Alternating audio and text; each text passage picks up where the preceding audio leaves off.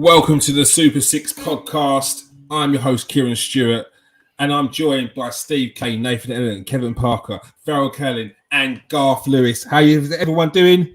Good evening. Good evening, everybody. All right, I swear that is the best one. That's Not the best one be so far.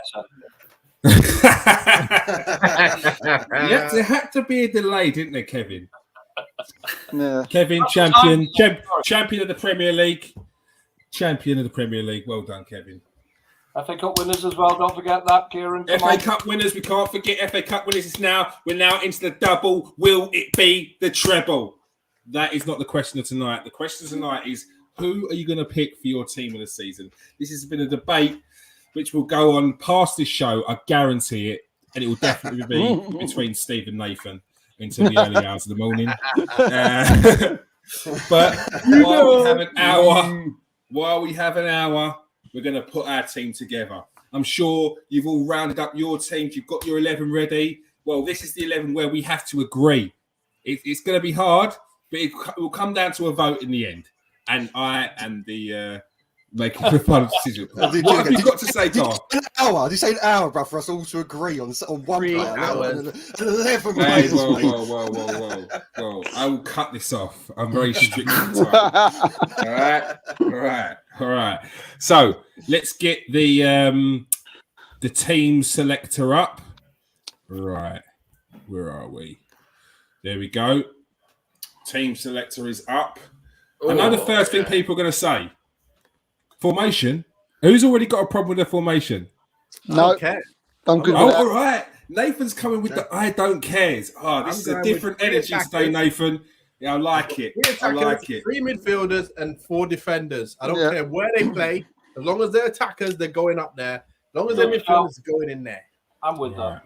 All right. That's good. The easy one, the first one. Goalkeepers. Steve, who you got in goal? Who I got in goal? Well, for me, it came down to 2 in the end. I think Nick Pope's had a great season. He has to get a mention because Newcastle let in the less goals this season, 33 goals. Still doesn't really get in England look-ins, but can't say out of that. But he has to get a shout out for his performances this season. But look, you're gonna think that this is sort of a trait how it's gonna go on, but it's not. You can't even do it. You're laughing already, Steve. We all know you're picking. But for me, it has to be Aaron Ramsdale. This is gonna be tough today. I'm gonna be making a lot of decisions, I think. Yeah, no, I'm going with De Gea then. I'm going to go with De Gea then. It has to be Aaron Ramsdale. I mean, look, it's tough. It's really tough. You've got Alisson,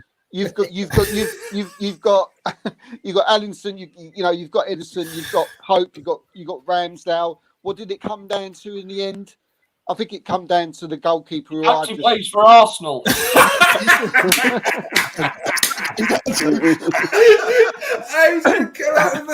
Proper reason.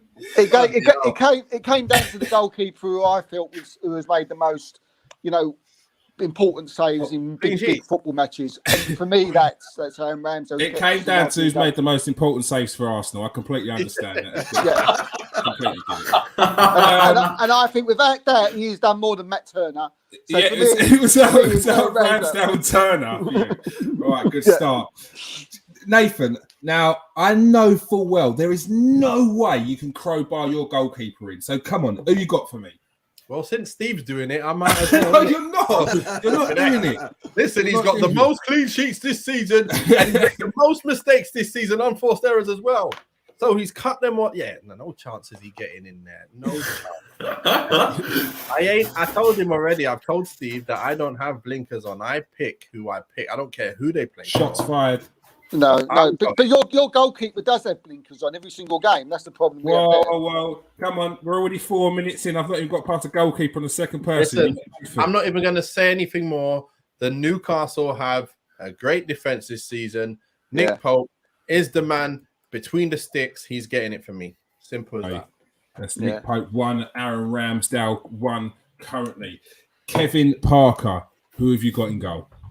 Well, Edison only conceded 33 goals this season as well, of course, equal with Nick Pope. I think Ramsdale and De Gea conceded 43, so they're not within any chance of being selected.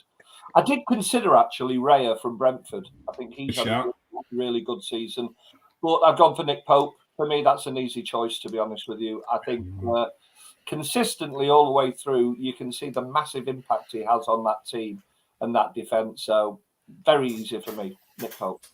All right, that's 2 for Nick Pope. That's Kevin and Nathan, and 1 for Aaron Ramsdale. Farrell, who have you gone for in goal? Oh, it's a very easy decision for me. It has to be Alisson Becker. You know, he collected those goals. No, it's not. To be fair, he has been in 2 of the team of the seasons I've seen this so far. One was Jamie Carragher, though. He's not playing. Just to implement, you know, a bit of sort of. I mean, Garth and I were having a chat about this beforehand, but just to implement, you know, a bit of statistical support. He has prevented the most goals this year, ahead of Bert Leno behind him for Fulham. Difference, as far as I'm concerned, between Liverpool finishing mid-table and getting 5th and getting European football. He's been phenomenally consistent. Frankly, the defence he's had in front of him, the midfield he's had in front of him has been atrocious this season. Alisson Becker has been the shining light of Liverpool's season. I could not be more confident with that. Okay, you've gone for Alisson. It's not. I think it's a fair shout, even though you've gone for your own goalkeeper. I do think it's fair. Just a quick shout on that. I do like the way what you've said. So I didn't think of him at the time, and obviously everyone looks to the team that's done the best all the time, but sometimes it's not so cut and dry. So you've mentioned that they have conceded loads, they have had loads of shots against them, and it is a good shout. So I think the goalkeeper who's made the most saves, actually, is why I went for the Brentford goalkeeper, is Raya from Brentford. I think you find he's saved more shots than any other goalkeeper. So I don't mind Alisson. It's not a bad shout, but I would still stick with Pope. Yeah, same here, but I'm saying it's not like crazy. No, it's not crazy. I agree. Yeah, I think Raya's a definite fair shout. I think he got in the Spain squad this season as well, and I don't think he's going to be at Brentford for too long, if I'm honest. Too surprised if he ends up at United. Garth, who's your goalkeeper? Everyone else seems to say this was the easiest one. This was the hardest position for me. I think there was 4 outstanding candidates for it. But I mean, if we're going on least goals conceded, I'm going Jack Butland. Didn't concede a goal all season. Played for 2 different clubs, Man United and Crystal Palace, I think.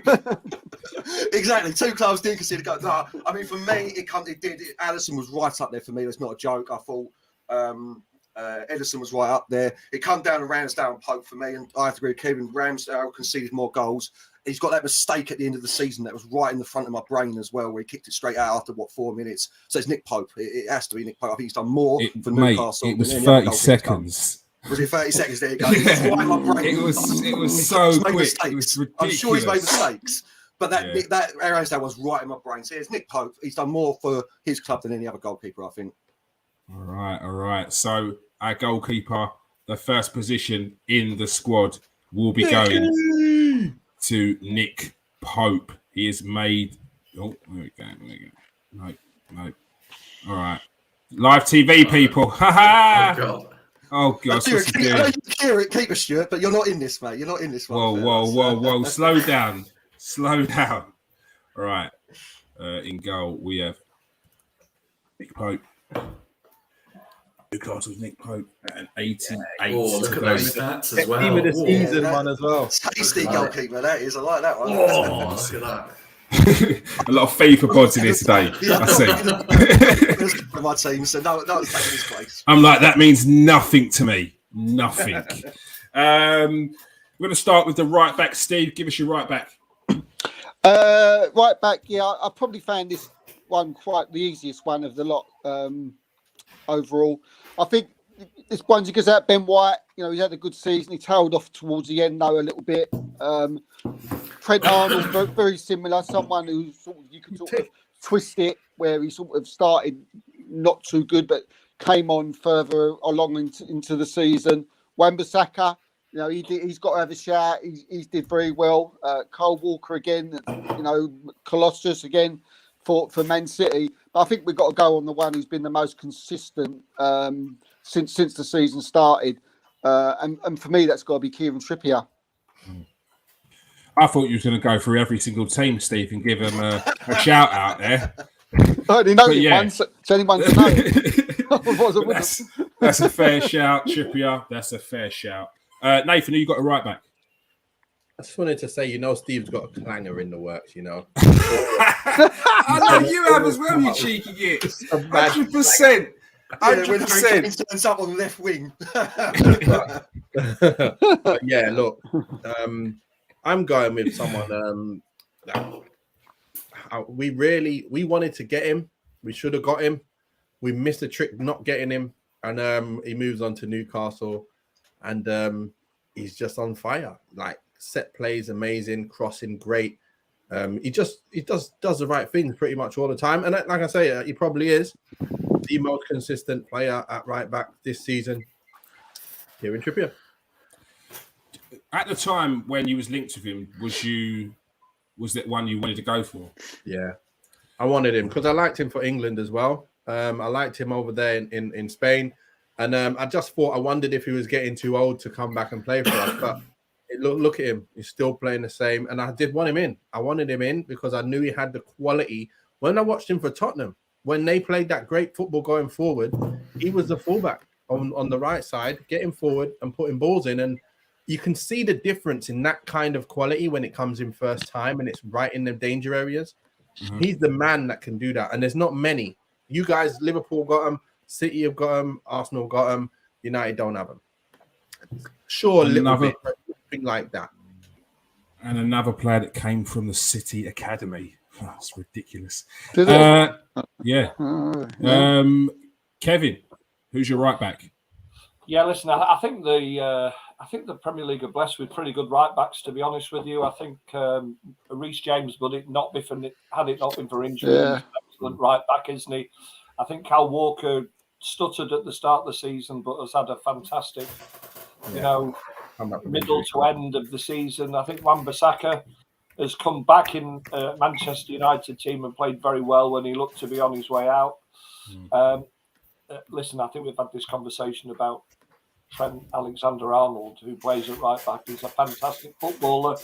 I think Liverpool have probably found their true position for him now. But again, I agree with Steve and Nathan. It's got to be Trippier.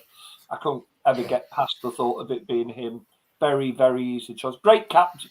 Is he the captain? Great captain. Yeah, great leader. Takes dead balls. Scores goals. And he's just so solid, I think. You look into his eyes as a footballer, he's not scared of that fight at all. And I think he will help take that club even further forward. Yeah, I agree. Farrell, who have you gone for at right back? Yeah, no, it's a shame with Trent, isn't it? Really, after the tactical tweak, if they had that form the entire season, I think the choice would be very clear for me. But yeah, no, I agree. I think it has to be Kieran Trippier. He's been highly consistent for Newcastle, critical for the club securing Champions League football. He's got the second most assists for a defender, I would say, behind Trent this season. Amazingly, don't know how that's happened. Monster for chances from set pieces, just all round pretty dependable. Yeah. All right. It looks like a clean sweep. Garth, are you going to change it? Kieran Trippier for you? No, I mean, Kieran Trippier should win it. Wan-Bissaka. No, this is a stats pick. I honestly haven't seen this fella much this season, but Kenny Tete at Fulham, his stats are actually incredible. He's got only 2 assists. He's only got 2 assists less than Kieran Trippier, the same amount of goals, but he's played almost 10 games less. I think it's 9 games less than Kieran Trippier. He's actually been amazing. If the stats are what they're saying, it's ridiculous form for a player at Fulham. So there's Kieran Trippier is one. I'm going to throw Kenny Tete out as just a shout, but it should be Kieran Trippier. Honourable mention there. Yeah. Honourable mention. I'm sure Kenny Tete would be very happy with that. Kieran Trippier goes in there with a 92 score. All right, Steve, who's your left back? Yeah, this is a shootout. This is just a shootout between 2 players. This is between Arsenal's Zinchenko and Manchester United's Luke Shaw. Massive fan of them both. 2 totally different types of left back. Shaw, who's much a better defender, old school if you like, but can get forward. Zinchenko, much better football player, probably better at going forward. Likes to move into midfield as well.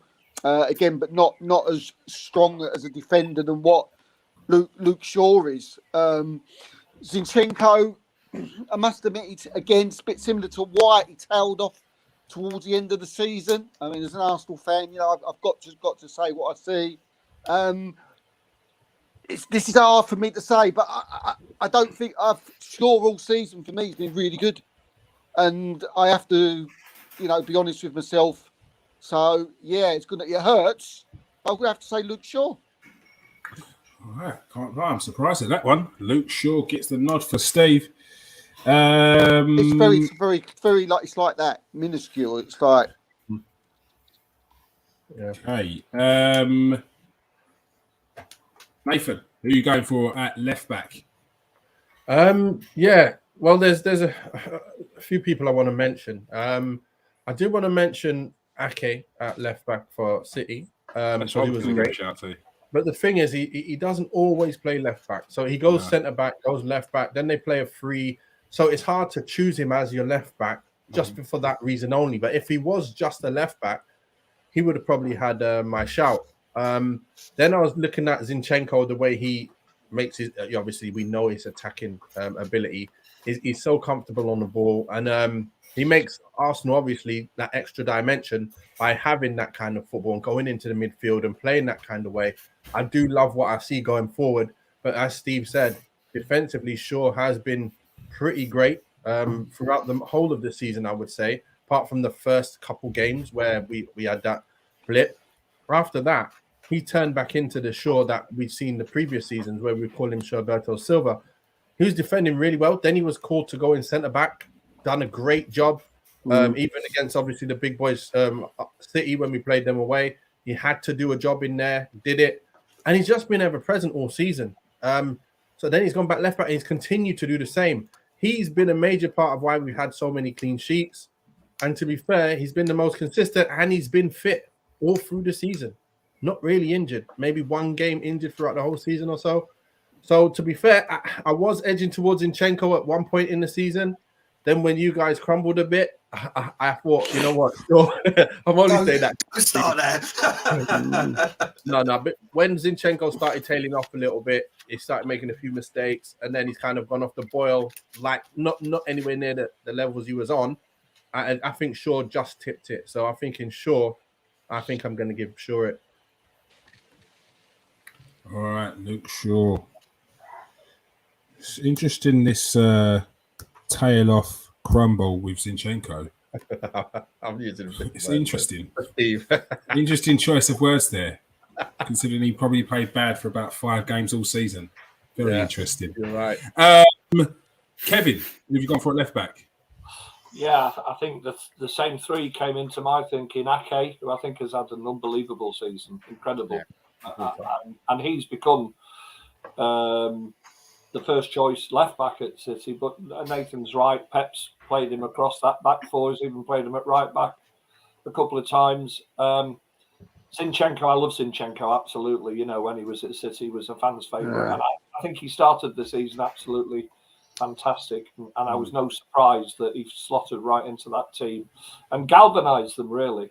But he did tail off a little bit towards the end of the season. Not overly bad, I don't think to the point where he was shocking, but I as much as it pains me to say it, I look at Luke Shaw and he has been pretty consistent all the way through. In United's bad games, and they have had some bad games this season. 6-3 at City, 7-0 at Anfield, have been 4-0, 4-1 at Brentford. I think in all of those games, even in those games, Luke Shaw was fairly solid, consistent. Again, he's a little bit like Trippier, I think. He just doesn't let you down for me now. He looks solid. He's an experienced Premier League footballer. He doesn't seem to be impacted too high or too low during a game. I think for Manchester United, he probably is Mr. Consistency. So I would go for Luke Shaw at left back this season. I mean, normally it would seem strange to me that you would have this sort of compensation. And Robertson from Liverpool you would always think he's part of the conversation. He's just not been on it this season for whatever reason. Maybe he suffered because of Liverpool's lack of a decent midfield. Yeah, I this think they all have, haven't they? Whereas Luke Shaw has probably just got on with it. So yeah, I'm going for Luke Shaw on this one. Probably because he's used to not having a midfield, so he just has to crack on with it. Farrell, who have you gone for at left back? Yeah, no, I've gone for a somewhat left field choice in Brighton's Pervis Estupiñán. Oh, as a player, great choice. Honestly, I just think, I think he's been utterly overlooked. To be honest, I think he's been absolutely fantastic. He's replaced Brighton's player of the season, the fans' player of the season, in Mark Cucurella last year. Registered 6 assists and a goal in the Premier League, 9 goal contributions across all competitions. Just been a key cog in the side, in a position that many Brighton fans expected would be a problem one for them. He's formed a brilliant partnership with Moises Caicedo and Karu Mitoma. Brilliant crosser of the ball, kind of has everything you want from a fullback, really. Defensively reliable, and it's got industry sort of going forward. So Pervis Estupiñán for me. No, it's a great shout. He's been relentless all season, up and down that wing. He was a thorn in Arsenal side when they played him in the league and in the cup as well. Garth, have you gone for a left back? Same Pervis Estupiñán. I think I can't. If you're looking at the stats, he's the best left back in this league. Period. Playing for Brighton, he absolutely smashes Zinchenko, Aki, and Shaw for what he's doing at a club that small with the players he's got around him. Amazing performances, and I agree with Farrell. Completely overlooked for some reason. I'm guessing it's because he plays for Brighton. That's the only thing I can think. So, all right. So far, it's a solid looking team with Pope, Shaw, and Trippier in the starting lineup. Steve, you give us your centre-back pairing. Yeah, again, very, very difficult. A lot of really good centre-backs this year. The Varane, Martinez, we've got Stones, Diaz, Saliba, Botman, loads of them. Very, very, very difficult. I'm going a bit left field. Well, people may not think it's left field, but maybe it's two that people may not say. But I'm going to go for William Saliba, and I'm going to go for Newcastle's Sven Botman, because I just think with Saliba, I think he was absolutely Arsenal's best player up until he got injured. When he got injured, it left a massive gap in Arsenal defence, a massive reason why, we could have said that we dropped off. He was majestic. He was just playing like people was calling him the new Rolls Royce, the new Rio. So for me, he goes in. And Sven Botman, again, very similar to like what we've been saying already, that he's in a defence that only let in 33 goals. So to not have there must have been one reason why they part of their defence with Trippier, and I think Botman was the other. But one thing I want to do, because I feel bad leaving him out, and I really want to put him in, and I'm still tempted to put him in over Saliba a little bit, and I must shout out John Stones, because he has been absolutely outstanding this season, playing as centre back and also now playing in midfield. I was like this, whether to go with him or Saliba, but I've just gone for Saliba because of what he meant to Arsenal at the beginning of the season and what we was when he got injured. But massive shout out to John Stones, incredible season. All right. Nathan, who have you got your centre back pairing? I'm going to start with the one that Steve has just mentioned. John Stones is my centre back of the year. He's been absolutely tremendous. Unbelievable, gone from strength to strength. I remember when he first came and he was overconfident, he was making silly little mistakes, totally cut them all out, and totally just making the right decisions all the time. This season, Pep has just come in and said, listen, I want you to do something else today. Starting from today, I want you to get in midfield, and I want you to play make as well. He's gone and done that, gone forward, and they've played some next formation, spoken to other players, making them play right back, wingers and stuff. He didn't care. He just said, I'm just reinventing the wheel. And Stones has been so comfortable doing that. It's been ridiculous. And then City have gone from strength to strength, and they don't look like conceding too many goals. Even before, I used to think they were a little bit susceptible to a counter-attack. They've kind of even tightened that up even more. than they were.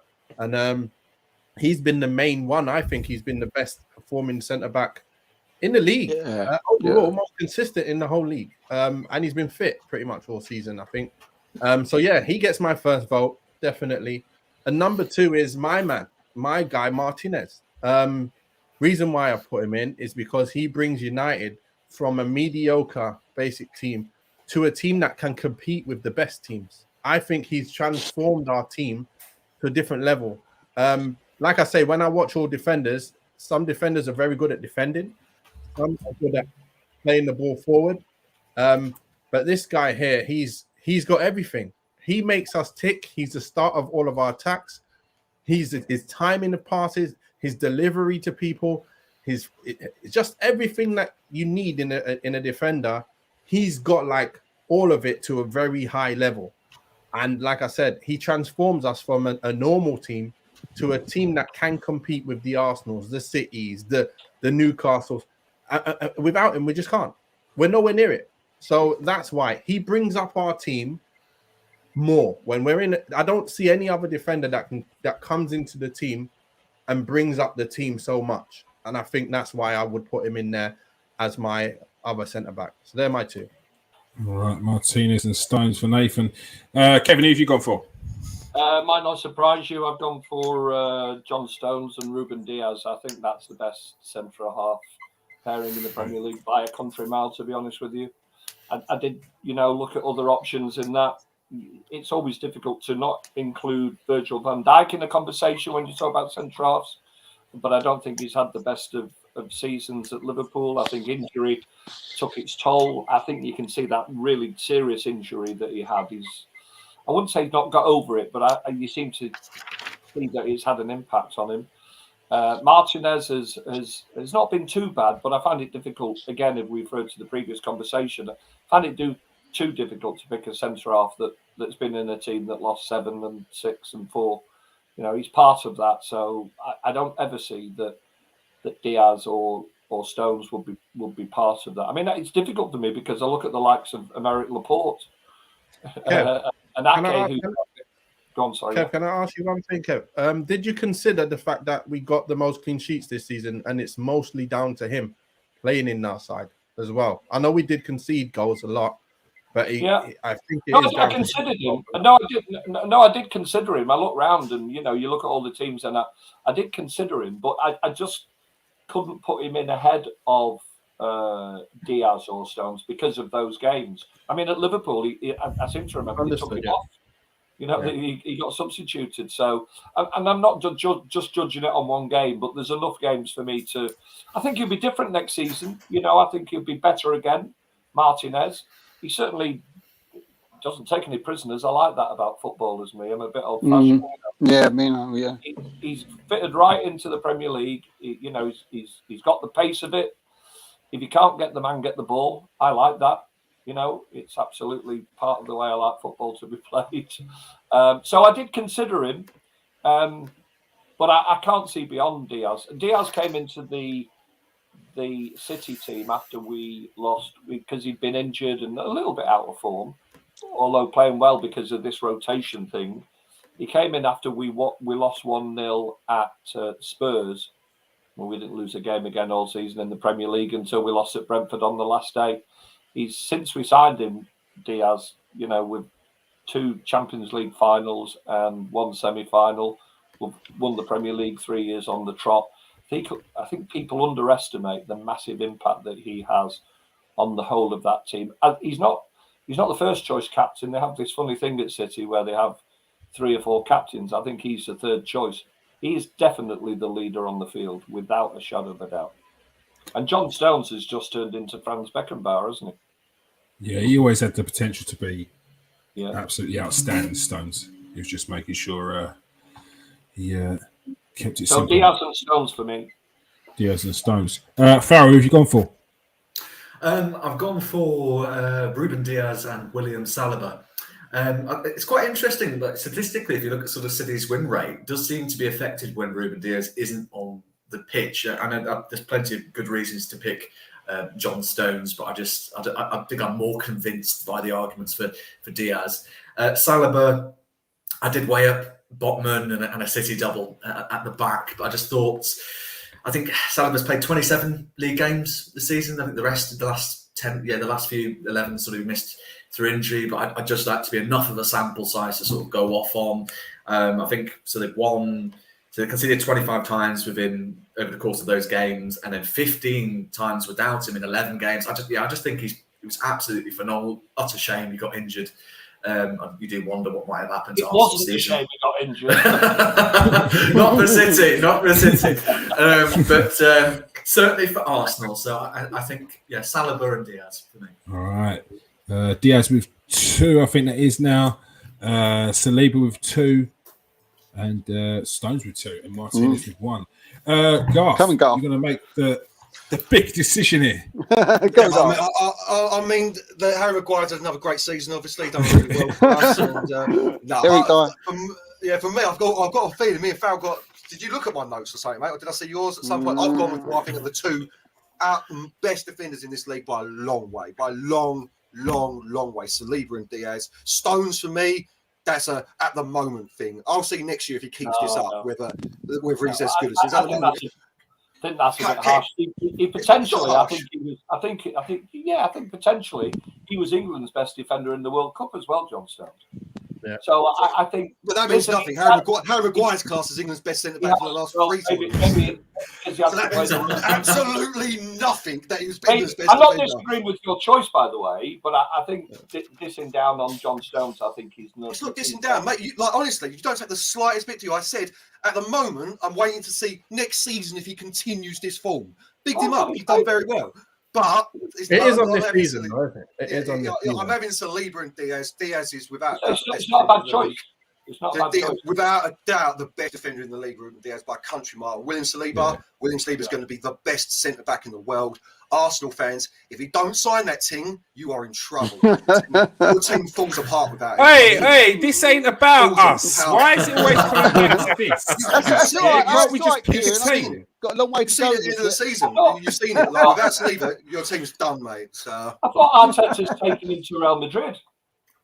You know what? I've not even got any words. Just feel sick. I think Saliba and Diaz for me. Yes, Kieran, I don't need any of these players, teams from their players think Real Madrid, do you?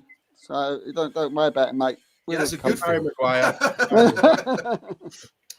All right. Steve, central midfield pairing. Who have you gone for? Central midfield pairing. Oh, it's a trio, isn't it? Sorry. Trio. Yes. Trio. Oh, fuck me. Everyone's What have I said wrong? I thought I was going back to the 70s then with a 4-4-2. That was what it was. I mean, the amount of 4-4-2s I've seen this season with Harry Kane and Haaland up front, I'm blown away. But we're waiting to see what everyone's got. Steve, what's your midfield three? My midfield three. Well, look, there's going to be loads of midfielders, mentioned in this, but obviously I've gone for the, traditional diamond of a three with the defensive DM and the two more number 8 and the attacking midfield player. So look, there's loads, and I'm not going to mention them because I'm going to leave. Thank God for that, because we've only got 25 minutes left. Bloody hell. So I'm going to leave others to mention them because there's so many. I'll just give you my midfield three. At the base is Rodri, no brainer for me this season. Consistent all the way through. Been others. If we want to talk about Casemiro and Partey, they've both not had great second parts of the seasons for me. Put them together, please. And I thought you weren't mentioning any other players, Steve, either. One's a liability, one's not, but it's all right. It's okay. Exactly. Right, no. You said one's guilty and one's not then. Oh my word!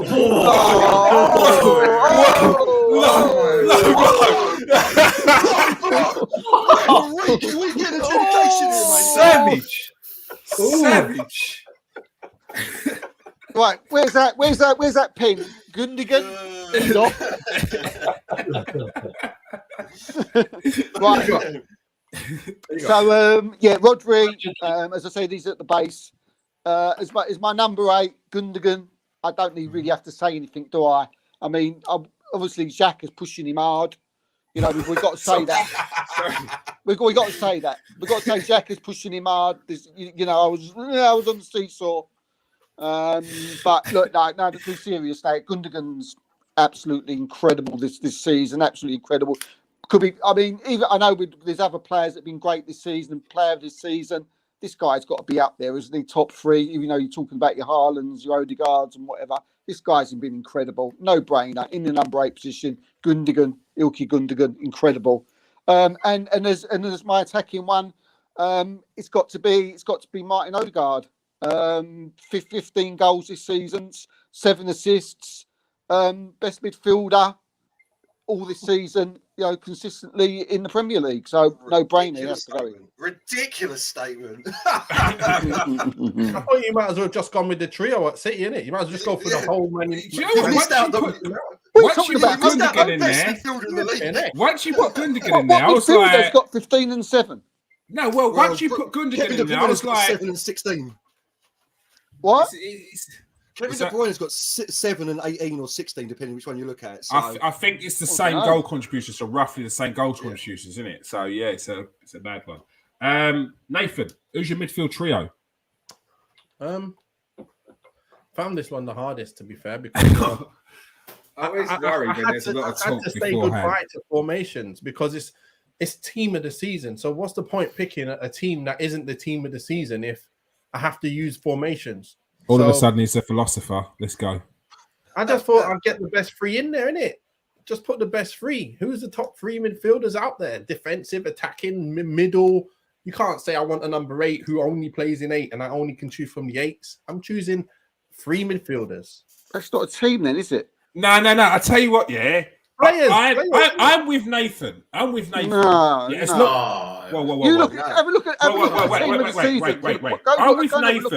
I'm with Nathan, yeah, as long as you're sticking players in their position. But this isn't the Nathan that I know. Nathan is normally Mr. Got to have a DM, got to have an 8, got to have an attacking midfielder. What's going on? But if that's the case, then you lose out with players who should be in this side, and it's not fair. There we go. I won't talk about the Harry Kane year. How can you not have certain players in there because he plays in the middle bit of the middle and not in the? Who are you going for? De Bruyne comes in at number 1. Okay. He's my first midfielder. What's DM? DM. I'm playing 3 in the middle. He All can play CMs. anywhere. I'm playing 3 in the middle, all CMs, and they can be. You can add the middle letter as well if you want. Odegaard gets in there as well. Yep.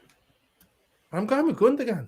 I've actually put him ahead of Bruno. I don't want Bruno in there. I think that Gundogan's had a better season. What, Ramirez? Bruno Ramirez, you mean? I'm like, what? You put him in front of Ramirez. Bruno?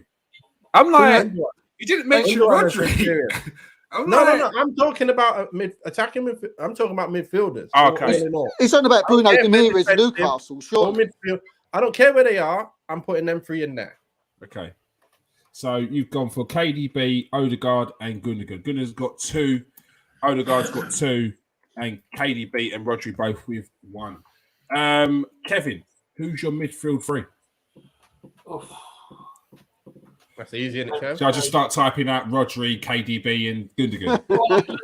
I have selected KDB, Rodri, and Gundogan.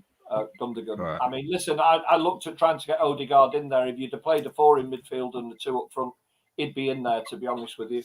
But I can't get past that 3. I just can't look at it and think that there's anybody that would get in. What I tried to look at it was if it was City's midfield and they're the best team in the Premier League. Facts are facts. Facts are facts. Who's going to replace them in that midfield? And I just couldn't get it. Nobody. I should have picked everyone's team beforehand, kept it in an envelope, and then pulled it out at the end because I know all your teams. No, to be fair, I've tried to be very fair on it. I'm sure you have, but your But I team think won they're the the league. best 3 midfield players in the Premier League. There we so go. They've got to Can't start. complain. There's no complaints there. There's a As long fair as I argument. don't see Grealish in this side, I'm happy with you, Kev. I'm happy with you. You'll No go very comment. low in my estimation. if he No goes like- comment. Farrell. You'll be surprised by my choice there, I think. Who? Oh, here we go. I'll be Oh. shocked. Farrell, who have you got as your midfield 3? Yeah, no, short and sweet. Martin Odegaard, Rodri, and Kevin De Bruyne. All right. This is going to be a tight one. We've got Kevin De Bruyne with 3. Odegaard with 3. Gundogan. Rodri, sorry. Rodri. Yeah. Rodri with 3. Gundogan with 3. Garth, key decisions here. I've got none of them. Is that what you're going to say? No. I'm going to say that. Yeah, me and Farrell are definitely got the same teams. Exactly the same for me. Rodri, a defensive midfielder, Kevin De Bruyne, and Martin Odegaard. I don't think there's any. Like, I understand where you're coming from with Gundogan, but Nathan just said he's picking the 3 best midfielders in the league. They are the 3 best midfielders in the league by I stats. think we've met up for coffee beforehand. Yeah, you know, I think you have. There's a loving going on. What is going on here? Yeah, so I tried to get Bruno Fernandes in. He's had a great season, 8 goals, 8 assists in 35 games for Man United. Solid. I hate people that underrate Bruno Fernandes. The people that act like he ain't a good footballer, it infuriates me. He's a great player, but he ain't getting him past Kevin De Bruyne or Odegaard. Odegaard's been fantastic all season. And yeah, Rodri, as a Man United fan, I'm going to say he's the best defensive midfielder in the world. But I he is. think it was this season I realised how good Yeah. Rodri was. Casemiro's He's been excellent. Same but here, Rodri is the best defensive midfielder in the world. So And can you believe that two seasons ago, Pep didn't play him in the Champions League final? Yeah, I know, and that was his downfall. yeah, Crazy, Pep isn't has a habit of doing that sometimes. Like, don't he's just not picking the best player in a position, trying something new. You know what I mean? I've He's seen him do learned it a couple that of times. lesson, I think he's learned that. All right, Oh, here yeah. is your midfield, your team so far. This is it. It's This is Nick it. Pope. He is centre back pairing of Ruben Diaz and William Saliba. Luke Shaw at left back, right back Kieran Trippier. Midfield 3 of Rodri, Kevin De Bruyne, and Martin Odegaard. It's looking nice. Steve, who are your front 3? Actually, go on. No. We'll start with the left. Got time. Start with the left. We'll start with the left. It's down to 3. I'm still struggling now. I must admit, I'm still struggling now. Which one to pick? Jack Grealish. You know how I feel about Jack Grealish, and for the people who don't reckon he's a decent player, I can't. I don't know. I don't, Greg. He's been absolutely outstanding all season, and he fits into that the way Pep's wants to play perfectly. I mean, he's just a genius, Pep. The way he's just picked up Grealish, totally different player, Aston Villa, and put him into this Man City side, knowing that he will fit into what he wants him to do. And now they're chasing the treble with him playing nearly mostly every game this season. He's got to be looking with a shout. Marcus Rashford, been credible sometimes. Been Manchester United match winner. If he wasn't there, I'm sure a lot of Man United fans would say, would they be in Champions League position now if it wasn't for Marcus Rashford? No. Scored 17 goals and 5 assists, incredible. And then we've got our own man here at Arsenal's Martinelli, 15 and 5. Very, very, very difficult. Probably like on a consistent basis, you would probably say Jack Grealish has been the better consistently over the season. Where Rashford and Martinelli have had their times where they've had fits and starts at times, been injured at points. It's hard. It's very, very difficult. It's very difficult. Martinelli 15 and 5, Rashford 17 and 5. Martinelli's probably in a better team, I'm sure. What did Grealish get? Sorry, what was Grealish's number? I don't know. Oh, you only got them 2. I'm gonna. I'm gonna. Because sound like that. no disrespect. Come on, Steve, bite the bullet. No disrespect to Manchester United, but I don't think they're as good a side as Arsenal. So that's why I'm going for Marcus Rashford. So I don't think they'll be where they are if it wasn't for him. But I think Arsenal would probably just get away with Martinelli. And again, it's so tight, so close. I'm just going to tip for Marcus Rashford. All right, Rashford gets the vote for Steve. Nathan, who have you gone for on the left? I didn't do it like that, so I don't know how to do this. But Here we go. I've been saying to you all one of Harry Kane on the left. I've been saying to you all the show. Nathan's got Since you from the start, can't have him on the left, mate. Don't do this to us, Nate. Mitch. No, it's up to you. Who are you willing to lose? Mitrovic left wing. Nathan's got. listen, I ain't losing no one because there's 3 attacking players that I think are the best, have done the best this season. Who are you putting on If the you're left-hand looking side? at left, right, and centre, again, if you're looking at a player to link up play, it's a different thing, isn't it? You're looking at who's done the best this season, goals, assists, and actually performances all in all, overall, then it's a different thing. Because if I'm picking the team, if you think about City, for example, I wouldn't put Rashford on the left over Grealish, but he's had a better season than him. So what can I do? Do I Pick a name. That's what you can do. Name a player. Yeah. Name a player. Any player you want, mate. Well, my first striker is Harry Kane, so I'll put Harry Kane. You can put Harry Kane on the left. Harry Kane has been the the best striker, the second best striker in the league this season. All right. And he's in my forward line. All right, Harry Kane. you've got him on the left. Harry Kane's on the Harry left. Kane's Harry playing. Kane left wing. Don't go Love on the that. left wing, but he's my free. Bold decision. Bold decision. Harry I like Kane's it. playing. Gutsy. There's no way Kevin. he's in the squad. Kevin, who have you got on the left? Yeah, some good shouts in there. I think Martinelli, Rashford, Grealish, other players have performed in and out during the course of the season. I've gone for Rashford. Let's make it nice and easy. I think he's had an excellent season. I think at the start of the season, when United weren't performing particularly well, he was still plodding on, doing the job, not quite knowing, I think, at times who he was meant to. The United had to go through that whole Ronaldo thing, and it still didn't impact on Rashford. Fair play. And in fact, as soon as Ronaldo was gone, Rashford was still right at it. Yeah. So Rashford for me. All right, Rashford's got the 2 votes there. Farrell, who have you gone for? Yeah, no, I've gone for Rashford as well. I think I agree, with Steve's argument. I think he's been absolutely instrumental. You look at some of the other sort of forward options United have had this season, Sancho and Anthony, highly inconsistent. Rashford has been so integral to everything that United have done this season. So it's a no-brainer as far as I'm concerned. Garth, you left? Got nothing left to add to all of that. Yeah, Marcus Rashford, without a doubt, he's been the most important left winger to a team this season. So yeah, he takes it. Like, he's not the best, but to us, he's been more important to on the left than any other left winger to their team. So yeah, Rashford. Yeah, and I'd probably say he's probably been the most consistent the whole way through the season as well.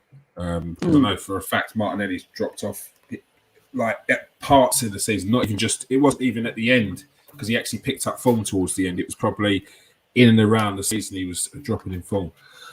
Steve, who have you gone for your right wing?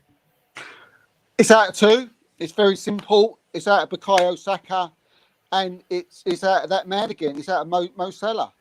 I didn't realise the type how many goals he scored this season. I didn't realise how many assists that he's given for Liverpool this season. I don't think I've watched Liverpool enough this season, to be fair, because I don't remember seeing Liverpool that many times. But he's 19 goals, 12 assists in a season where he hasn't really been mentioned by anybody, is he? The name Mo Salah, but in little fits and starts, you're hearing his name come up, his stats, and you can't ignore that.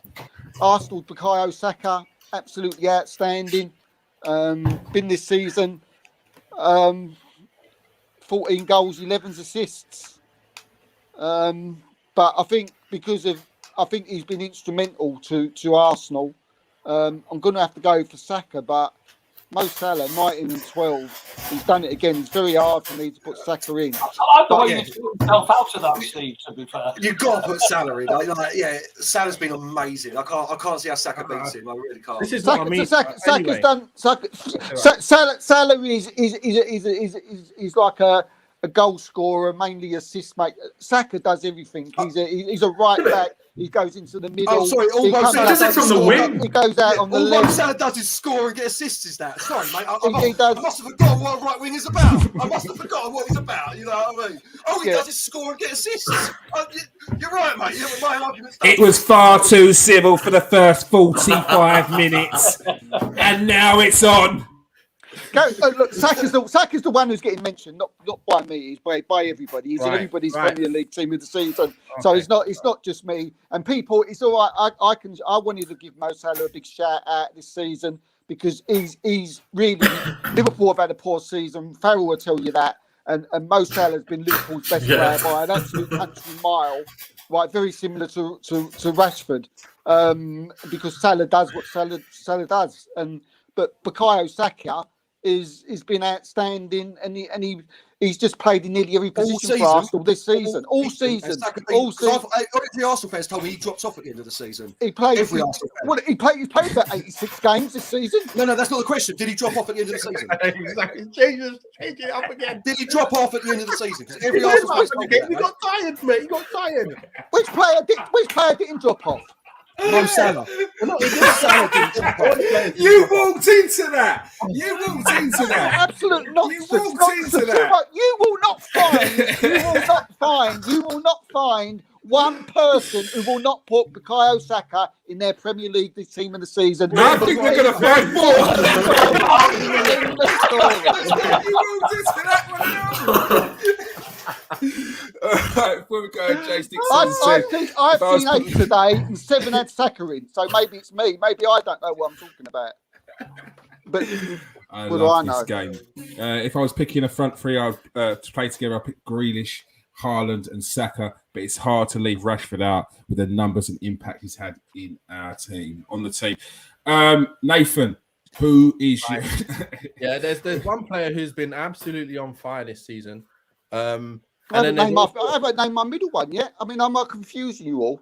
And then there's another player who, who's had a really quiet season this year. So there's these two players I was figuring out who I'm going to choose. The one who had the great season or the one who has the quiet season.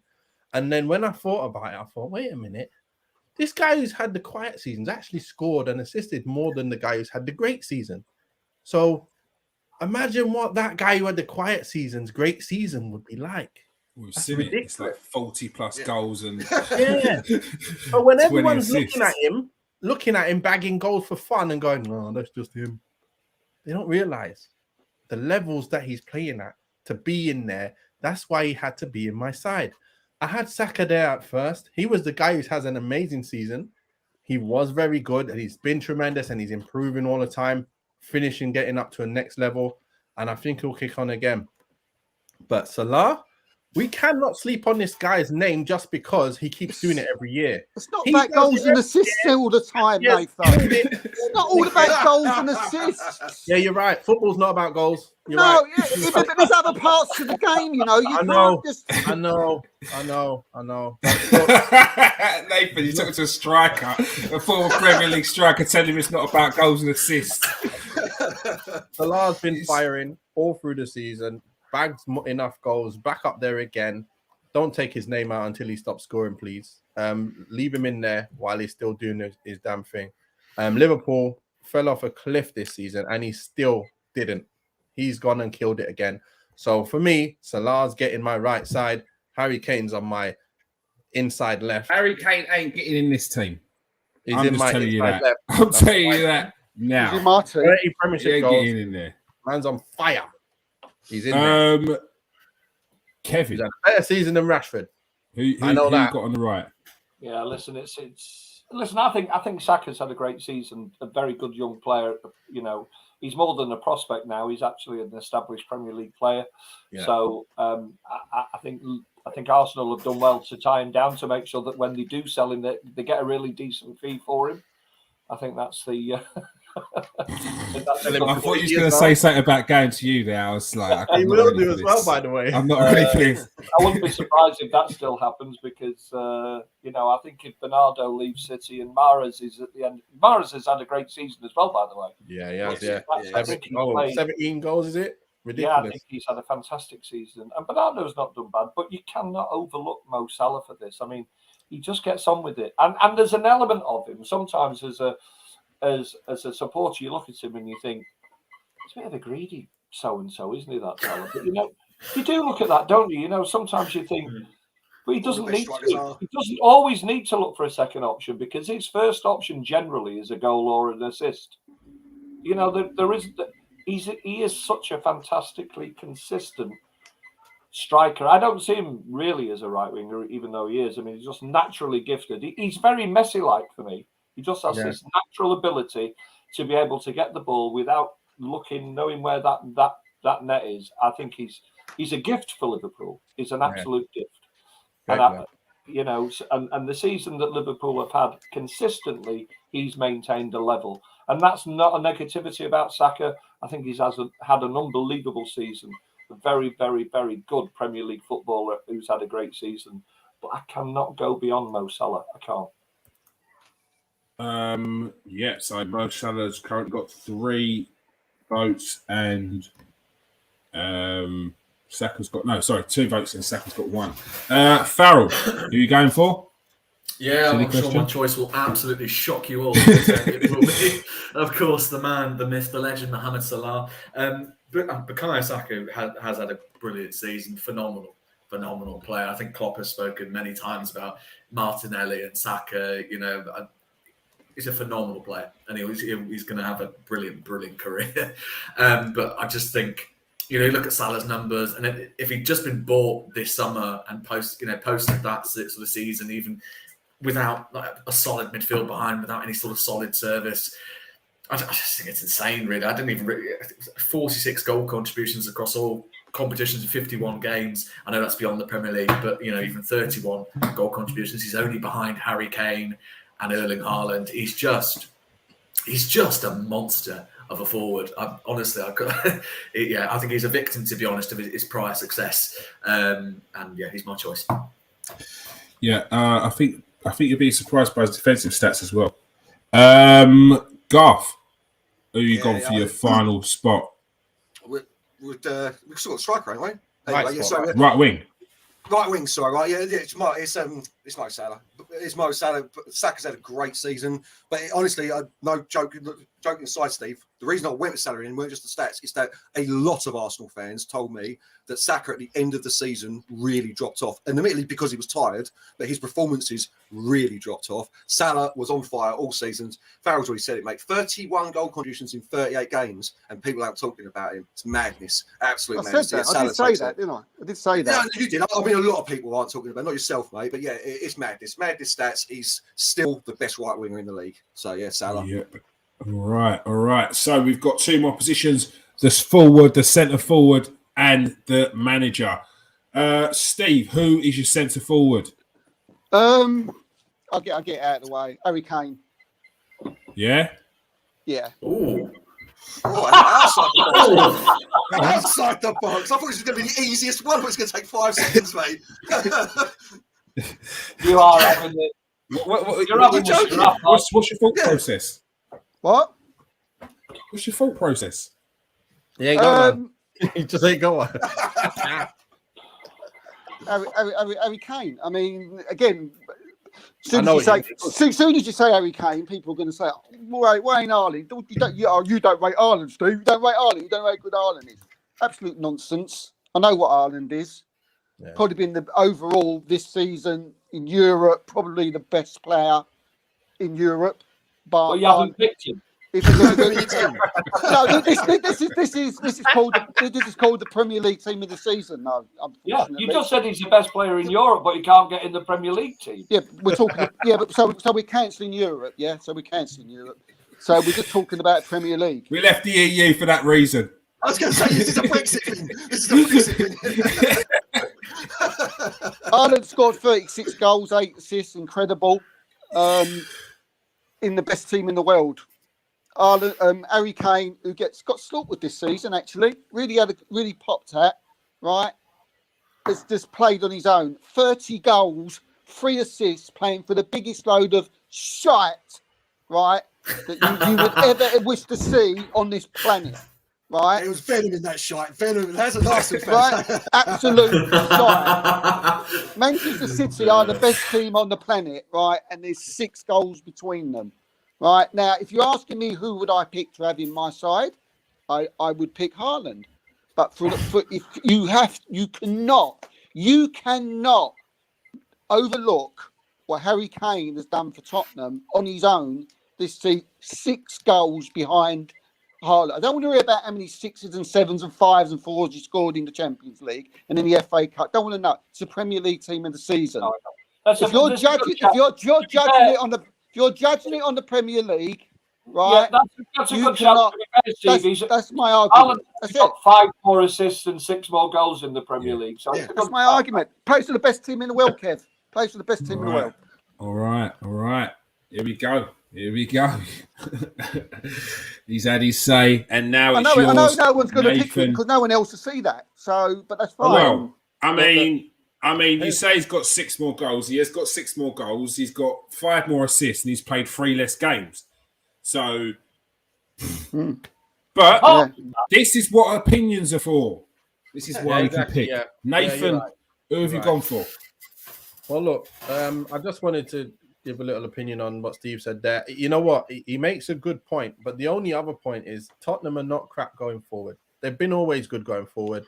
They've got because of Harry Kane. Yeah, they've got good and Son. Yeah, Son's had one of his worst seasons ever. Yeah, he's had a point. He's not had a great season. Good attacking players, and they haven't got a problem getting the ball in the net. The problem is the other side. They're crap defensively. They're very bad defensively. And chances get created left, right, and centre for them, and they do. He does well. Kane has been absolutely tremendous. That's why I can't not have him in the team of the season because he's been better than Rashford, even though he's on the left. Whatever formation you want to play, he's got to play in. He's got to be in the team of the season. Like someone scoring that amount of goals and doing that well, I can't believe he's not in the squad. And that's why I went with the direction I went with just going with 3 forwards, 3 midfielders, and 4 defenders. Yeah, look, Harry Kane ain't my choice in the middle because there's only one man for the middle. It doesn't even need to say anything, and I ain't gonna say anything. So who's next? All right, so Steve's not happy with the situation at all. There was so much build up there that I'd completely forgotten who you picked. Right. I ain't saying who I picked because you know who it is. We don't need to say anything. Berlin. Nobody needs to say We do need to say it. That's the game. We do need to say his name. It's Erling Call him Haaland. Candyman. You call him 3 times. He comes and scores a goal. You don't call his name 3 times. All right, Kevin, who are you picking as your centre forward? I'll have a wild guess. I mean, he is a football freak, you know. I mean, and, he is just a football freak. And listen, we laughed and joked before about Saka and Martinelli or whoever it was going to Real Madrid with Arteta. I do not think that they're going to be building a statue at the Etihad for Erling Haaland, only because he's not going to hang around long enough. You know, he is going to disappear at some point to another European giant, you know, probably Real Madrid. So we just have to enjoy him while we can. But believe me, I've seen, and the way that he's improved as a player since that very first game at West Ham till the footballer he is now, he's a completely different footballer. Pep has put his magic on him as well. He is a player now that will flick it on, that will hold it up. That, you know, he's a much better footballer than he was. But in terms of that straight through the middle, goal-scoring centre forward in this team this season, no brainer. Right, that is 2 for Haaland. Do you think Kane? Do you think Kane? Though, can I ask you? Do you think the myth? Do you think the myth that Kane wouldn't score as many goals in Man City? One for Kane. Well, I caned him as well. Because it has to be. It has to be. You can't say. To be fair, you can't say no. In this team, I think Nathan might have scored a hatful of goals. So you know. So it's a myth. So that was a myth, wasn't it? That he couldn't. He must easily do it if he could score them for Spurs. Yeah, but he doesn't play for Man City and he didn't score 36 goals. That is not the argument. That wasn't the Haaland question. scored 36 goals. That wasn't the question Got either. 8 assists. That wasn't the question either. Garth, who are you picking up got front? both of them. I mean, listen, it's the easiest one in the entire team. I can't believe there's any debate around this. Erling Haaland broke all the records this season, scored more than. Although it's saying, Nate, you can't not have Harry Kane in the team. Yeah, you can, because someone did better than him. Erling Haaland. In that one position. So you can. No, but they're both strikers. We're playing a left winger, right winger, and a striker. So you can pick. You can have Harry Kane not in the team. That's fine. But you can have Harry Kane not in the team because someone did better. Yeah, but I'm saying it's not based on balance, is it? So, and for you it is, but for me it isn't. I know what you're saying, but yeah, I was just making a point that you can leave someone out. You know what I mean? We left two goalkeepers out that were exactly the same as Nick Pope, apart from tiny little details. So we can leave players out based on someone doing better than him. It's only Haaland. He's broke. I would say if he just picked three forwards, he would have just picked three forwards without putting them positionally. I'd written down Kane, Haaland, Rashford. Yeah, that's good. He probably does get in. Yeah, but for me, Erling Haaland, he's broken every record. He ain't just a goal scorer, 8 assists. I know we're not doing Europe, but man, he's broke everything. He is the best centre forward in the world, bar none. No, after this season, no one has come close to him. It is ridiculous. I don't even know what to say about him anymore. It hurts my soul that he plays for Manchester City. Yeah. It hurts my soul so badly. That's the scariest thing. God. And all I can hope for is, I actually agree with you, Kevin. I wonder if it will be in 3 years' time. He's like, I'm off to Real Madrid. I did think that's but maybe not. But maybe not. You never know. So with Alan Shearer's record in his pocket. Kevin, if you win the Champions League, do you think that will sort of sway him a bit? I don't think he'd go this season. No, he wouldn't go after a season. No, I don't think so. I meant like long term, because if you win it this season, obviously you've still got a phenomenal team. You've got a good chance of being in finals in the near future. Do you think that sort of might sway him a bit, or do you think it's just the great white hope of Madrid? I think I just see him as that sort of player, and there are players like that who want to go and prove themselves. A little bit like Pep, he stayed longer at City than we thought, but Barcelona, Germany, England, at some point will want to go and do something different somewhere else, either a different country, Italy perhaps, or a national team. And I think Haaland is a little bit the same. He's absolutely loving the Premier League. He's loving the Champions League. He's loving what he's doing. But I still think that he's within himself. He sees a natural sort of change, or maybe even a natural improvement. And I don't mean that as a negative, that he would go to a completely different country that plays football in a different way and see whether he can still score goals. Hopefully that's going to be a while off yet. But listen, if it was the end of this season, we couldn't complain, could we? We've seen absolutely the best of him. I'd be disappointed, even though he's not playing for my team. I still want to see Haaland in the Premier League. You want to see the best players in there, although it's like, he's smashing in goals past you, but it's fun. It's good to watch. He's a phenomenon. So our team is done, but there's one more position, the manager. Do I not get a say on this? Oh, sorry, Farrell. The players. Because I went up, down. Farrell, that's it.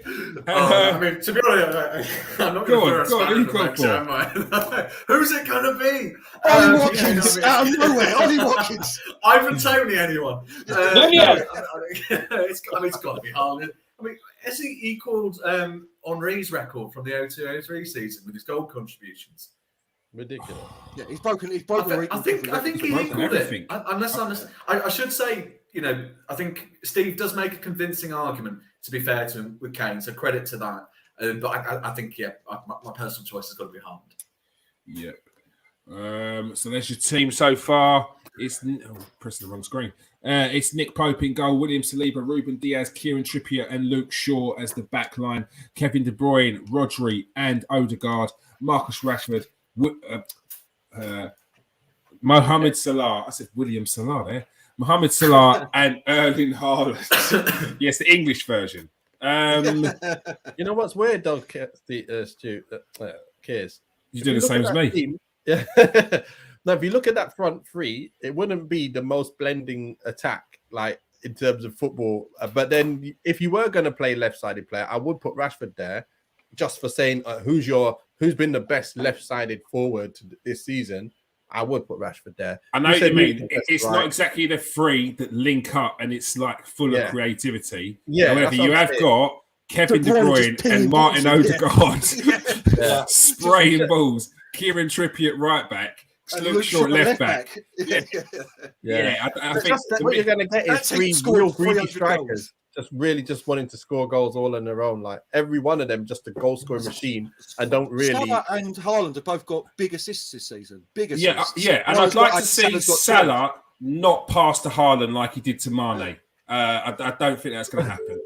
I don't think it happen. Steve, who have you gone for your manager of the year? This could be anyone. Manager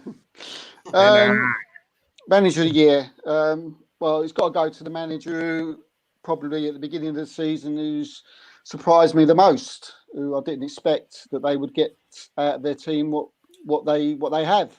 So for me, that has to go to Eddie Howe.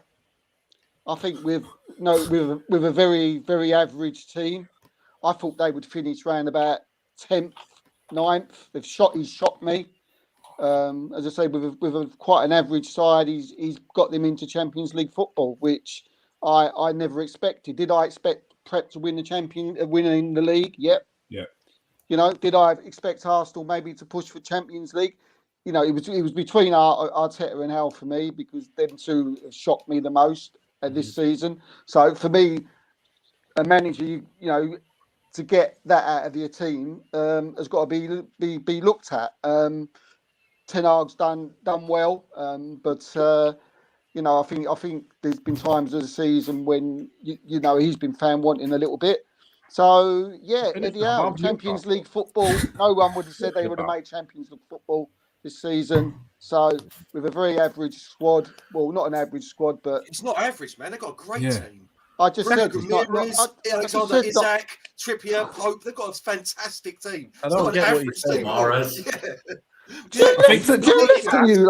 I think Howe's a fair shout. I think Howe's a fair shout. But it's Not not only that, Newcastle's improvement in numbers in points has not been as much as Man United's improvement in numbers in points either. So how I would be. I'm not. I don't think you could bring Eric Ten Hag into this conversation. I'm not putting him in, but if you're talking about most improvement on last season to this season, it is Ten Hag in terms of points. No, yeah, but it's not about points. It's about on what he does on the pitch. Season. 18 points on last season.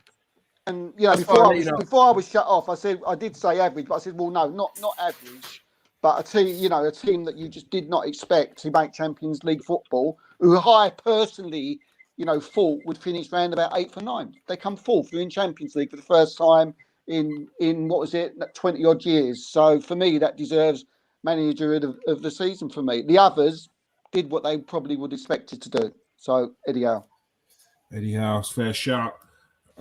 Nathan, I want to hear what you've got to say here. If you're going to say Eric Ten Hag, let's go. He can't. There's no way. I'm not saying Ten Hag because I'm just looking at what the reasons he used, and I was like, that don't make no sense. That was all. That was all I was trying to get at. Did I say what did it make sense?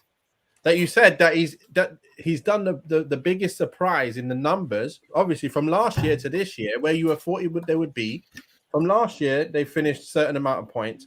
Now they're on this amount of points, but we've done more than that. Where did I mention points? I never said anything about points. So what surprise mean? Where did you get these words? So where does it surprise mean? Where does surprise? They surprise me from to where they've gone to.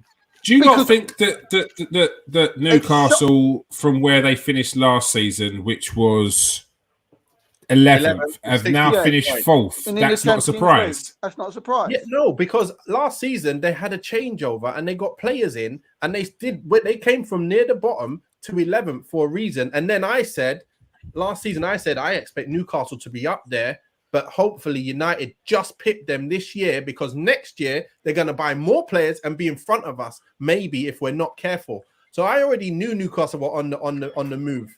And I also knew you expected Newcastle to come top 4? I did. Well, I didn't. Did you? I said it on the show, mate. Yeah. I was saying we're going to have a tough one to beat. I didn't think Liverpool would come where they did, is it? I didn't think Tottenham would drop so far. No one expected certain teams, Chelsea, to go right at the bottom. But if you think Chelsea were going to be the team that they are, in and around top 4, whatever, Liverpool as well, and United as well, Newcastle would have been just underneath that. And to be fair, if you were to take out Chelsea and Liverpool from that list, Newcastle would have replaced them. But when you look at the amount of points, I'm saying it is different. But I'm not saying that Man United, obviously, I think Ten Hag's done an amazing job getting us from where we were to where we are. That's for sure. But when you look at Newcastle, what they've done, Eddie's done well. He's done really well. Who have But you gone for? I don't know. I was going to say, because all this talk was about how you've not picked out, not who you have City have picked. gone to the next levels, yeah. And I don't think because they win the league, you can just like say, nah, because they won the league, blah blah blah. It's how they won the league, how he's changed his play. Look at the players he's brought in, how he's reinvented the wheel, how he's adjusted and still been able to catch up Arsenal and overtake them again and win the league. Like that is saying something, because I was saying there's a transition here. They have to learn how to play with Haaland. How quick is it going to be? How many points are they going to drop while they got to learn to do that? And then you guys gained a little bit of a march, and then they got it right. And then all of a sudden, bang, Pep is my man of the season. Learn to play with Haaland. Wow. Yeah, it's different football, isn't it? They didn't have of a course, striker. of course, it's different football, but he was the most sought after striker in world football also. So, and I do think people played up this Man City are better without Haaland at the start of the season. Did you watch them early in the season? Yeah, I know. It's adjusting to a style of play when they haven't had a main striker, an out-and-out striker. Didn't he score like 15 goals in the first 10 games or something? He did, God. And this is what I mean. It was more about the fluidity of Man City that people were saying is slightly different with Haaland in the team, and I understand that. But I felt that it was over the top. I think it was. I could see it. I could see when I was watching Haaland making runs and getting angry. He could make 5-6 runs and nobody would pass it to him because they were like, nah, that's not what. Nah. And then they realized in training, they must have realized, listen, when he makes that run, you play him the ball. And that's when they started figuring out how to use him even better. That's why you had stupid people saying, you know, Man City were better without him. I understood what he was trying to get at. They were a better side when they didn't have a striker because they were used to that football.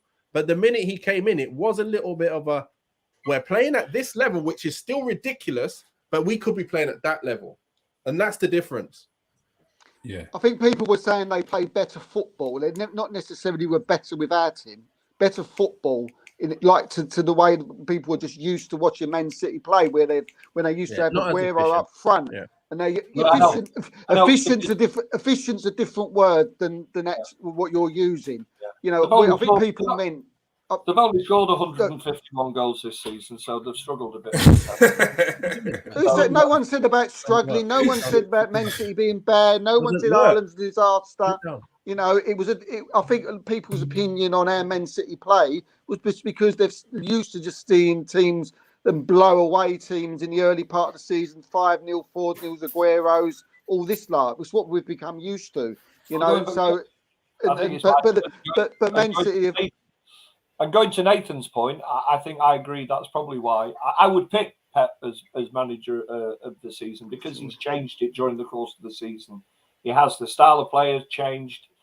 But listen, we talk about everybody expects Haaland to come and score goals. It didn't happen with Lukaku, did it? He went to Manchester United, he bombed because the coach there didn't know how to get the best out of him. He went to Chelsea, he bombed because the coach didn't know how to get the best out of him. Pep does know how to get the best out of players, but I would like to mention some Akanji. You better mention coaches, Akanji, some coaches who, I mean, what's his name? Alvarez. 14 million pounds he cost us, Alvarez. You know, but I would like to give some good mentions. I think these coaches have had fantastic seasons. Gary O'Neill to keep Bournemouth in the Premier League has been unbelievable. City went to Bournemouth and beat them 4-1, I think, and they were bottom of the table, and I thought they're going down without any shadow of a doubt. Steve Cooper, De Zerbi, Marcus Silva, Roy Hodgson late on, they have had unbelievable seasons for me, to be honest with you. But winning the Premier League is all about picking the best players. If you're going to pick the best players, and we pick the best players in the Premier League, the best coach to manage that team is Pep Guardiola, without any. So does that mean the team who wins the Premier League every year gets the best manager? No. Just this year. No, because Pep has won the Premier League. I remember I remember when City won the Premier League in 2012 under Mancini. Would not won the Premier League for 38 years or something like that. 44 years would not won the Premier League, and the coach of the year was given to the guy at Crystal Palace. What was he called? That absolute donkey of a coach. Can't Alan remember. Pardew. No, even worse than him. We used to be manager at Gillingham when City at the playoff. Beat them in the Not playoff. Ollie, the one QPR. I'll Google him in a minute, but you would be amazed that he won manager of the season. So the Ian Hollywood, Ian someone. Ian, Holloway. no, That's Ian that's Holloway. not- Ian Holloway. No. manager of the season. He's not always the manager who wins the Premier League, but I think this season he has been the best coach because he's faced a very, very good Arsenal side, and he's kept changing it. He's bedded Haaland into a team, which is not as easy as he's made it look, to be honest with you. And I think ultimately we've ended up winning the Premier League comfortably, and he deserves it. Farrell, who are you going for his manager?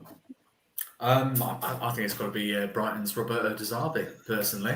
I think, have you got to say? You two definitely went out for a beer before, didn't you? No one comes close to it. We didn't no one Oh, come no, close. it's Just gotta- had a heated debate about how Pep, and you say no one comes meant close. to win the league. Pep's meant to win the league. He's got the best No, team in I- the world. I He hasn't think, got a no, club look. at his station. Look, listen, He has and to how? listen. How many people here thought? I mean, I know you thought they would make Champions League, I but said they finished by Man United. I really did. I said they yeah, finished but, by Man but United. I said they the got a great majority squad. of people would have thought they'd finish around about 6, 7. You know, and That's But up they to would the have point, if Chelsea and Liverpool were killing it as normal, but they weren't. Woulda, coulda, shoulda, didn't. that's Listen, right. though, Eddie Howe's right. Go on, Farrell. Go on, Farrell. Everyone was saying, like, even I think Graham Souness saying that, these foreign coaches coming in, and like, I love Graham Souness, but he's wrong about him. He was completely wrong about Roberto De Zerbi. He came in after Graham Potter has done a phenomenal job at Brighton. Coached well. The recruitment team at Brighton is obviously fantastic. They've got a good team. But no one was backing Roberto De Zerbi to get Brighton into European football. Yeah, fine. It's not Champions League football. Whatever. He got them in. He got fucking Brighton, recently a Championship club into European. They football. couldn't score goals as well. This is. I mean, they've got their goals, haven't they? From the last season, Yeah. they had 42 goals they scored, 44 they conceded. Slightly more leaky at the back this time around. 53 goals conceded, but 72 goals scored. Massive amount. Yeah. Roberto De Zerbi is a damn good coach, and Yeah. should They've be got coaching. some damn good players though as well, Farrell as well. People don't. But you've got to coach them, like, for crying out loud. yeah. You've got players like they've bought. No, come on, like, let's. be Yeah, but serious. they're They've bought no loads- names. Yeah, They are they bought. no-name players. No, I'm They're just- players I'm well just- under the radar. I'm just bigging up. I'm just bigging Brighton up here. Like over Hey, the like, years. I know, but, like, They've got some players, good you know, players, haven't they? Like, look at Got like some good Karen players. Hire more, Toma, please. like, do you know what I mean? The players they've bought from like bumfuck nowhere, like, and they've transformed them into like incredible Premier League. Like, do you know, it's Yeah, but just- they've I just turned think into it's bloody brilliant. good players, haven't they? They've Yeah, turned into yeah, bloody but good he's players. had to coach them. If we're going to talk about Guardiola and his brilliance in coaching, solving the Haaland conundrum, we have to praise Roberto De Zerbi for coaching these same. Arguably, 100%. players you look at and think, well, they might be decent in 5 years' time. He's coached like fucking me. Look at Pervis Estupiñán, like. It's coaching Yeah, him the best left back in the league. yeah. I think he's. I mean, honestly, McAllister's ruined his career. McAllister. Like, He's ruined his career now, McAllister. He's on to bigger and better things, my friend. I think Newcastle have players that Brighton are probably like a couple of years in front of Brighton players. So Brighton are buying the players that no one knows about, whereas Newcastle are getting in the players that just before they go to the big clubs. You have to hand it to Garth. Final shout. I honestly, I'm sorry, lads. I don't mean to be rude, but I don't understand how no one else is picking apart from me. Farrell. He has literally done the best job with a team in this league, bar none. I'd probably have Gary O'Neill second. No offense to Pep, he's done magnificently. And if we're talking about all of it with the treble, you'd probably have to pick him on default. But we're just talking about the Premier League. Man City are expected to win the league, and they are expected to win the league at a canter as well. So Listen, for me, I can't disagree with that, to be honest with you. I did mention Deserved- Gary O'Neill first. And yeah. Deserving for me. I mean, the squad he's got, how he's done it. Got Brighton, man. We're talking about Brighton. This ain't even Newcastle. Newcastle's got 50,000, 5,000 seat stadium. They've got money. We're talking about Brighton and Hove Albion with players that, we can all say now, Caicedo is magnificent. He's magnificent. None of us gave them any sort of hope getting in Europe at the beginning of this season. It's an amazing job. An amazing job. And it's for me, no lucky one comes close. after that speech, I get to have the final decision. So I am going to go for De Zerbi because I think he deserves it. He's been absolutely outstanding. He's deserving, yeah, for sure. He's best. Close second. It don't even matter. Yeah. Mikel Arteta. Oh, Mikel no, Arteta. that was a low blow. No one even mentioned Mikel Arteta, and I remember that. No one mentioned Mikel Arteta there. No. Season. In fairness, Not Arsenal fell away at the end, and so he lost. You won no cups. You finished second, only a few points, 3 wins over Man United in third, who had an average thing. I don't think Arteta gets into. Oh yeah, but if you're going to start talking about only how much in front of Man United, then we can start talking about only 5 points behind Man City. It's a nonsense. It makes no difference. No, I'm joking. Arsenal It fell does off make at the a end of the difference. season and didn't even bother. Exactly. We ain't going to go and He couldn't keep that team up and acting and doing their best performance. I don't think Arteta gets into the conversation. I'm sorry, I really don't. Not We only scored 30 goals more than Man United this season, Kieran. That's you only finished But 3 we're close. points above We're us. close. And It's only 9 points. Only 9 points. Yeah. Only 9 points. 30 goals. What did you get this season? What did you get this season? What did you get this season, mate? Did you get Champions League football? Did you win a league or a cup? Did you win anything? No, you didn't. You come second, you came third, and won a cup. So don't even start with me, mate. Because it was 9 points. It was 9 points. It was 9 points, yeah. Wait, hold on. Slow down. Okay, you can see who's talking over. You say it was 9 points, yeah, but when Gary Neville said that Man City would finish 10 points ahead of Arsenal, it was a laughing point. It was like, oh my God, Arsenal are going to fall off way behind Man City, 10 points. Now, all of a sudden, it's only 9 points. Get in the bin. Arsenal had a good season. Yeah, but not even saying. My point wait, slow down. My point about Mikel Arteta was definitely only a joke.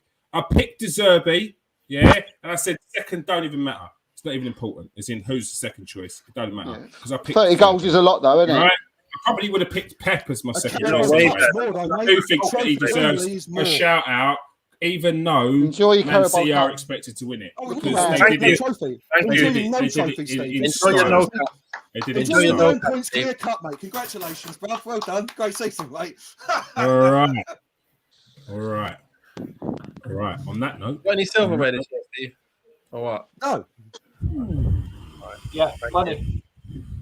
Thanks.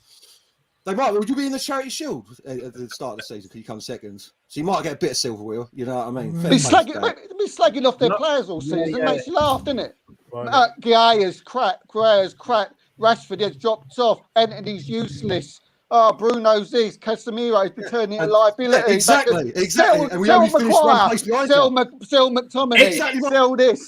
These details of one place is a beaut. All right, we only finished one place behind Man City. We can't talk about that. You have to talk about points. Either way, anyway. On that note, yeah, what a show this has been. Thank you to everyone who's contributed. Thank you to everyone who's been in the comment section. If you've watched this, you've been entertained. I can tell you that for nothing. Thank you for everyone who's joined us tonight. Steve, Nathan, Kevin, Farrell, and Garth. Now no one wants to talk. What a show it's been. It says it all. It's very easy to trigger Man United fans. It's very easy to trigger Man United. No one even wants to look at each other. Easy. Peace out, guys. Peace out. Peace out, people. Stay safe. Come on, man.